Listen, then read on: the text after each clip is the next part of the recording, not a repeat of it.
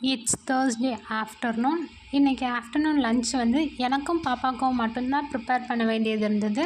அவர் work விஷயமாக வெளியே போகிறேன். ஸோ லன்ச் எனக்கு எதுவும் வேண்டான்னு முன்னாடியே சொல்லியிருந்தார். ஸோ சிம்பிளாக எங்கள் 2 பேருக்கும் ஏதாவது செஞ்சுக்கலான்னு தான் ப்ரிப்பேர் பண்ணிகிட்டு இருந்தேன். பாப்பா வந்து தயிர் கேட்டுகிட்டே இருந்தாங்க. சரி, சுடு சாப்பாட்டுக்கு தயிர் கொடுத்தா எதுவும் பண்ணாது, கோல்டெல்லாம் வராது அப்படின்னு அவங்களுக்கு மட்டும் தயிர் வச்சு சாப்பாடு ஊட்டி விட்டுட்டேன். நானுமே தயிரோடவே லன்ச்சை வந்து கம்ப்ளீட் பண்ணிடலான்னு தான் நினச்சேன். ஆனால் வீட்டில் நிறைய வெஜிடபிள்ஸ் இருந்தது. வச்சா எல்லாமே வேஸ்ட் ஆயிரும் அப்படின்றதுக்காக எல்லா வெஜிடபிளையுமே கட் பண்ணி போட்டு ஃப்ரைட் ரைஸ் மாதிரி செஞ்சு நான் சாப்பிட்டுட்டேன். ஈவினிங் வந்து பாப்பாவுக்கு சூப் ஐட்டம்ஸ் ஏதாவது கொடுக்கலாம் அப்படின்னு தக்காளி சூப்பும் காலிஃப்ளவர் சில்லியும் தான் செஞ்சுருந்தேன். பாப்பாவுக்கு வந்து காலிஃப்ளவர் சில்லி ரொம்பவே பிடிக்கும். அதனால நல்லாவே என்ஜாய் பண்ணி சாப்பிட்டுட்டு இருந்தாங்க. சூப் வந்து ஃபஸ்ட் டைம் ட்ரை பண்ணியிருந்தேன். எப்படி வரப்போகுதோன்னு நினச்சிட்டே இருந்தேன். பட் ரொம்ப மோசமாக இல்லைனாலும் ஏதோ டேஸ்ட் பண்ணி குடிக்கிற அளவு இருந்தது. பாப்பாவுமே